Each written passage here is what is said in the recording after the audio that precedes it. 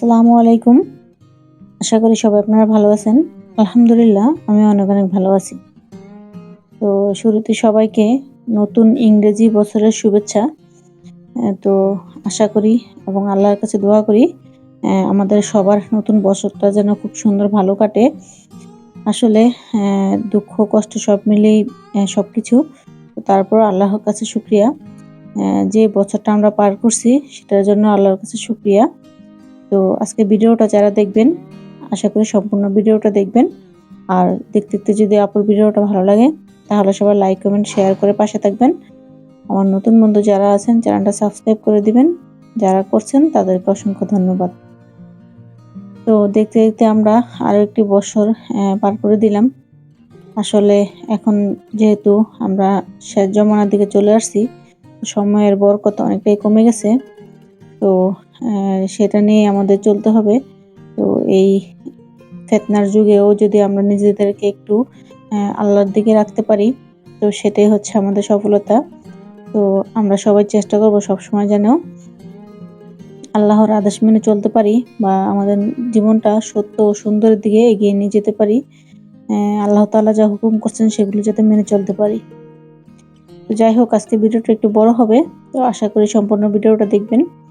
যেমনটা দেখছেন যে বেগুন গাছের 5 লিটারের গ্যালনের মধ্যে কিভাবে বেগুন চাষ করতে হয়, তো অনেকেই জানেন, অনেকে হয়তোবা জানেন না। তো যারা না জানেন তাদের জন্য একটু দেখানো, যাতে তারা একটু বুঝতে পারেন। তো এটা টবগুলো আমি প্রায় 1.5 মাস আগে রেডি করে রাখছিলাম। তো রাখার পরে যখন 20 থেকে 15-20 দিন হয়ে গেছে, তারপর যখন দেখলাম মাটিটা নিচে থেকে কিন্তু এতটুকু ডেবে গেছে, একবারে পুরাটা কিন্তু ভরা ছিল। তখন এখানে আমি 2টা টবে 2টা বেগুনের চারা লাগিয়ে দিছি। তো যেহেতু এখন শীতকাল, বেগুন মোটামুটি ভালোই হয়। তো তারপরে যখন গাছটা এতটুকু বড় হয়েছে, হওয়ার পরে কিন্তু আমি আগাগুলি কেটে দিছি। আগাগুলি যদিও ফুল এসে পড়ছিল, তো এখন তো আমি ফুল নিব না, যাতে গাছটা একটু বড় হয়। তো তার জন্য আগাগুলি কেটে দিছি। আর নিচের দিকে যত পাতা আর যত ছোট ছোট ব্রাঞ্চ ছিল সেগুলো কিন্তু আমি কেটে ফেলে দিছি। তো দেওয়ার পরে এখানে যেগুলি দেখতে পারতেছেন এগুলি কিন্তু আমি আর ফেলবো না। এগুলো ইনশাল্লাহ খুব সুন্দর করে কিন্তু বড় হয়ে যাবে, যেহেতু আমি আগাটা কেটে দিছি। বেগুন গাছের জন্য কিন্তু এই কাজগুলো খুবই জরুরি। অনেকেই জিনিসটা জানেন, আবার অনেকেই জানেন না। আর বেগুন গাছ করা অনেকের জন্য একটু কষ্ট হয়ে যায়, কারণ বেগুন গাছে কিন্তু একটু রোগবালাই বেশি হয়। তো তার জন্য আমাদের বেগুন গাছের একটু অন্যরকম যত্ন নিতে হয়। তো নিয়মিত যদি আমরা একটু যত্ন করি তাহলে কিন্তু আসলে অত একটা কষ্ট হয় না। তো যাই হোক, গাছটা যেহেতু আমি লাগানোর পর থেকে কোনো খাবার দেইনি, এমনিতেই প্রচুর পরিমাণে গাছটা খাবার পাইতেছে, কারণ জৈব মাটি তৈরি করা এটার মধ্যে, সবজির খোসা সব দিয়ে তৈরি করা। তো এখন যে গাছটা যেহেতু মাটিটা অনেকটাই নিচের দিকে চাপা পড়ে গেছে, তো এখন এই গাছের গোড়ায় আরেকটু মাটি দিতে হবে, যাতে করে গাছটা আরেকটু করে শক্তি পায়। খাবারটা যদি গাছে দেই তাহলে খাবারটা একটু বেশি দিন গাছে থাকবে। এখন যেহেতু আমি নতুন গাছটা একটু বড় হয়েছে, তো এখন গাছে আমি নতুন করে খাবার দেওয়া শুরু করব। তো নতুন করে যদি খাবার দেই তখন একটু মাটিটা বেশি প্রয়োজন হয়। যখন দেখবেন মাটিটা একটু বেশি থাকে তখন কিন্তু গাছে কিন্তু খাবারটাও বেশি থাকে। আর বেগুন গাছে প্রাথমিকভাবে এরকম যত্ন করলেই হয়। আর যদি পারেন সপ্তাহে একবার করে একটু ফাঙ্গিসাইড স্প্রে করে দিবেন। রাসায়নিক দিতে চাইলে দিতে পারেন, তো না দেওয়াই ভালো। আর যদি অর্গানিক ভাবে দিতে চান তাহলে তো অনেক ধরনের আছে, তো সেগুলো আপনারা স্প্রে করে দিবেন। আর দেখা যায় বেগুন গাছের আরেকটা জিনিস আমি লক্ষ্য করছি, সেটা হচ্ছে যে আপনার বেগুন গাছে যদি সপ্তাহে কমপক্ষে একবার করে আমরা খাবার দিই, তাহলে কিন্তু গাছ কিন্তু খুব সুন্দর ভালো থাকে এবং এমনকি ফলও দেয়। কারণ বেগুন গাছ কিন্তু প্রচুর পরিমাণে খাবার খায়। তো গাছে যখন দেখবেন খাবারটা কমে গেছে তখন কিন্তু ফুল আসা বন্ধ হয়ে যায়, বা যেই সবজিগুলো থাকে বা যে বেগুনগুলো থাকে সেগুলো কিন্তু ফলন কিন্তু কমে যায়। আর যদি পুরাতন বেগুন গাছ থাকে তাহলে যখন দেখবেন গাছে খুব অতিরিক্ত পোকা হয়ে গেছে, আপনি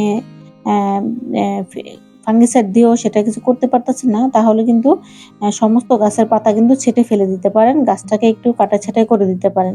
তাহলে ইনশাল্লাহ আশা করি নতুন করে যেই ডালপালাগুলি বের হবে সেখান থেকে কিন্তু মোটামুটি ভালো ফলন পাবেন। তো এতটুকু যত্ন যদি আপনারা বেগুন গাছে করেন, নিয়মিত একটু খাবার দেন, তাহলে দেখবেন খুব সুন্দর করে কিন্তু বেগুন গাছ আপনাকেও কিন্তু কিছু না কিছু সেখান থেকে দিবে। একটু বেগুন গাছ একটু সেনসিটিভ গাছ, মানে একটু ধৈর্য নিয়ে করতে হয়। আর যেমনটা বলছিলাম যে আজকে একটা বেড রেডি করব। তো এখানে মাটিগুলা দেখলেই বুঝতে পারবেন যে মাটিগুলোর মধ্যে কিন্তু কোনো খাবার নাই, একেবারেই খাবার শূন্য মাটি। তো অনেকেই বুঝেন না গাছে মাটি কোন মাটিতে খাবার আছে, কোন মাটিতে খাবার নেই, সেটা কিভাবে বুঝবেন? তো মাটির কালার দেখলেই কিন্তু বোঝা যায় মাটির মধ্যে কতটুকু খাবার আছে বা কতটুকু নাই। যেহেতু আমার এই মাটিগুলো অনেক পুরানো মাটি, এখানে কিছু ফুলের চারা ছিল, তো তেমন করে আর খাবার দেওয়া হয়নি। তো গাছগুলি যেহেতু মরে গেছে, তো মাটিগুলা কিন্তু একেবারেই ঝুরঝুরে, মানে এটার মধ্যে কিন্তু কোনো প্রাণ নেই ধরতে গেলে এখন, একেবারেই প্রাণ ছাড়া।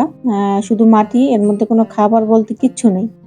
তো যেহেতু এবার আমার কোনো জৈব সার নেই, রাসায়নিক সার জৈব সার নেই, তো আজকে চা পাতাও তেমন একটা দিতে পারলাম না। তো এখন আমি এটার মধ্যে একটু রাসায়নিক সার দিয়ে দিছি, কারণ মাটিটা একটু আমার রেডি করতে হবে। যাদের জৈব সার থাকে বা কম্পোস্ট সার, গোবর সার থাকে তারা দিয়ে নেবেন, রাসায়নিক দিতে হবে না। তো আমি এখানে একটু রাসায়নিক ইউরিয়া সামান্য পরিমাণে, একটু এপসম সল্ট, তারপরে হচ্ছে একটু আপনার ডিএপি আর একটু হচ্ছে পটাশ, এই ৩-৪টা দিয়ে আমি মাটিটাকে কিন্তু একটু সামান্য পরিমাণে দিয়ে এই আধা মুঠের মতো করে সবগুলা দিয়ে তারপর মাটিটা কিন্তু একটু মিশিয়ে নিছি। তো নেওয়ার পরে এখানে আমি আগে থেকেই নিচে বাজারে যে ব্যাগটা থাকে সেটা দিয়ে চারিদিকে কিন্তু এভাবে করে আমি আটকিয়ে দিছি, যাতে করে মাটিটা যাতে বের হয়ে না যায়। তো দেখলেন প্রথমেই আমি কিছু মাটি দিয়ে নিলাম। তো যেহেতু আমার এবার মাটিও কম, সবজির খোসা দিয়ে আমার করতে হবে। সবজির খোসা তো আমি প্রতিবারই দিই। তো এখানে আমি কিছু সবজির খোসা দিয়ে দেব। তো সবজির খোসা দিয়ে এখানে কিন্তু আবার একটু আমি মাটি দিয়ে দেব। যেহেতু আমার মাটিতে তেমন কোনো খাবার নাই, সেহেতু আমার এখানে সবজির খোসাটা আমি একটু বেশি দেব। বেশি দিলে তখন দেখা যায় লেয়ারটা যদি একটু বেশি করে দেই, তাহলে কিন্তু প্রত্যেকটা লেয়ারের মাটিতে মধ্যেই খাবারটা কিন্তু পৌঁছে যাবে। তো এখানে আমি আরেকটা লেয়ার মাটি দিয়ে নিলাম। আর মাটি দেওয়ার পরে দেখবেন এখানে আমি আবার নতুন করে এখানে আমি সবজির খোসা দিয়ে দেব। তো যদি পারেন একটু বেশি করে দিবেন। তা আমার কাছে যতটুকু ছিল সবগুলি আজকে বেটে দিয়ে দিব। আর আজকে মাটিও তেমন নাই, আসলে এই মাটিগুলাই ছিল। তো যেহেতু সবজির খোসা দিয়ে আমরা মাটি তৈরি করি, তো মাটি যদি চা পাতা যদি আরেকটু দিতে পারতাম, এখানে মাটির পরিমাণটা কিন্তু আমার আরেকটু বেড়ে যেত। তো এভাবে করে এই যে আমি আরেকটা লেয়ার কিন্তু সবজির খোসা দিয়ে নিছি। এখন যেহেতু মাটি কম, তো আমি আর লেয়ার দিব না। তো এখন একবারে ফাইনাল যে মাটিটা আছে সেটা আমি উপরে দিয়ে দেব। দিয়ে দেওয়ার পরে হয়তোবা মাটিটা একটু ডেবে যাবে। তো যখন আমি এখানে সবজির খোসা পর্যায়ক্রমে দিতে থাকবো, তখন কিন্তু এখানে কিন্তু আমার প্রচুর পরিমাণে মাটি হয়ে যাবে। আর চেষ্টা করব এখানে আবার একটু আমি চা পাতা দিয়ে দেওয়ার জন্য, তাহলে আমার মাটিটা কিন্তু এখানে আরেকটু বেড়ে যাবে। তো এভাবে করে কিন্তু আসলে আমি আমার ছাদ বাগানের মাটি আমি রেডি করি। যেহেতু আজকে একটু রাসায়নিক সার দিছি, কিন্তু অন্যান্য টবে কিন্তু কোনো রাসায়নিক সার দেই না। কারণ ওগুলিতে এমনিতেই আমার প্রচুর পরিমাণে জৈব খাবার আছে। তো সেই কারণে আমি সেগুলোতে কোনো রাসায়নিক দেই না। যেহেতু এখন আমার কোনো জৈব খাবার নেই বা চা পাতাও ছিল না আজকে, মাটিগুলো একেবারেই অবস্থা খারাপ। শুরুতেই বললাম যে একেবারে মাটির মধ্যে কোনো খাবার নেই। সেহেতু সামান্য পরিমাণে আমি একটু রাসায়নিক সার এটার মধ্যে মিশিয়ে দিছি, যাতে করে একটু পানি দিলে মাটিটা একটু মোটামুটি একটু উর্বর হয়। তো সেটা খুবই সামান্য পরিমাণে। আর এখন কিন্তু এখানে আমি কোনো গাছই লাগাবো না। এটা আমি প্রায় ১০-১২ দিন এভাবে করে রেখে দেব। যেহেতু এখানে একটু রাসায়নিক সার দেওয়া হয়েছে, সেহেতু এখন কোনো গাছ এখন লাগানো যাবে না। মাটিটা আস্তে, আস্তে একটু রেডি হতে হবে, সারটা যাতে মাটির সাথে একেবারে মিশে যায়। তো দেখেন এখনো কিন্তু প্রায় অর্ধেকটার মতো ট্রে আমার খালি আছে। তো এখানে যখন আস্তে, আস্তে আমি সবজির খোসা দিব, চা পাতা দিব, তখন কিন্তু অলরেডি মাটিটা কিন্তু টবটা কিন্তু ভরে যাবে। তো এভাবে করে আপনারাও রেডি করবেন। আর যদি আপনাদের কাছে জৈব খাবার থাকে বা জৈব সার থাকে, তাহলে আপনারা জৈব সারটাই দিবেন, সেখানে কোনো রাসায়নিক দিবেন না। আর যেহেতু আমরা অর্গানিক ভাবে বাগান করতে চাই, রাসায়নিক যদি মাটিতে আপনি খুব বেশি দেন, তাহলে কিন্তু দেখা যাবে যে মাটির গুণাগুণ কিন্তু নষ্ট হয়ে যায়। সেহেতু কোনো টবে মাটি দেওয়ার প্রয়োজন নেই। কারণ আমরা মাটি যখন শুকাই, এক টবের মাটি কিন্তু আমরা কিন্তু আরেক টবে কিন্তু দিয়ে দিই। তো যদি মাটিটার মধ্যে আমরা যদি অন্য টবেও যদি রাসায়নিক দেই, তখন দেখা যাবে কি এই মাটিটা আবার অন্য টবে আমাদের ট্রান্সফার হয়ে যায়। তখন দেখা যায় মাটির একবারে রুক্ষ হয়ে যায়। মাটিটা কিন্তু কোনো সার থাকে না।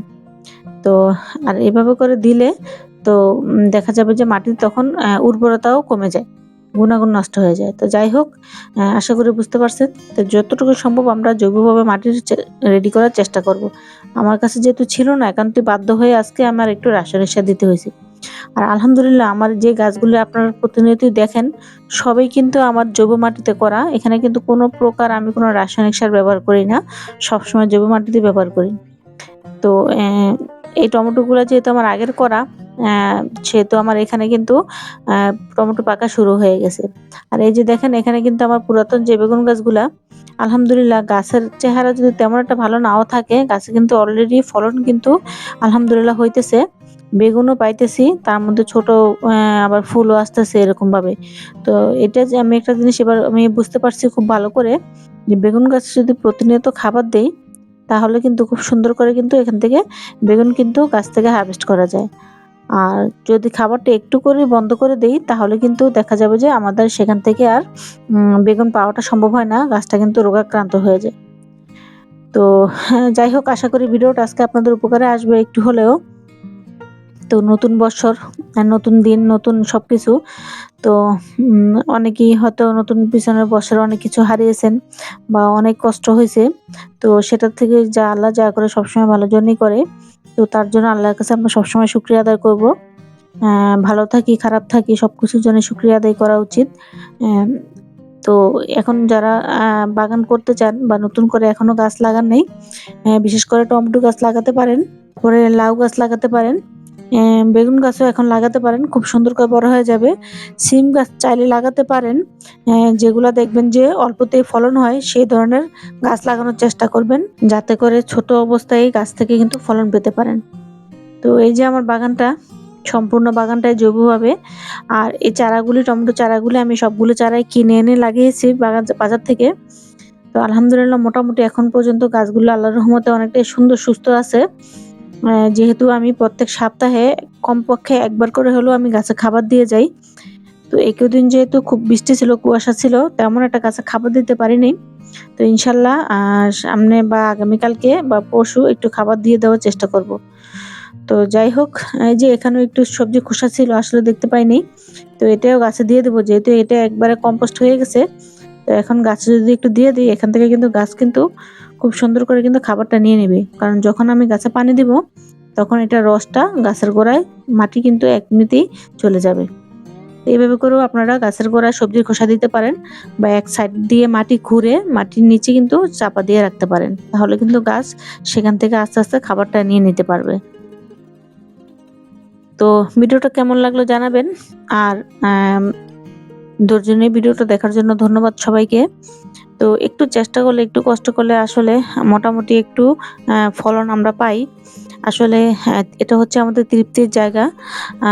তো এখান থেকে যদি আমরা যদি সামান্য পরিমাণেও ফলন পাই, সেটাই আমাদের কাছে অনেক কিছু। তো নিজের হাতে লাগিয়ে যদি কিছু করা যায়, তো সেটা থেকে ভালো কিছু হয় না। তো যাই হোক, চলে এসেছি ভিডিওটার একেবারে শেষ পর্যায়ে। তো সবাই ভালো থাকবেন, সুস্থ থাকবেন। আল্লাহ হাফিজ।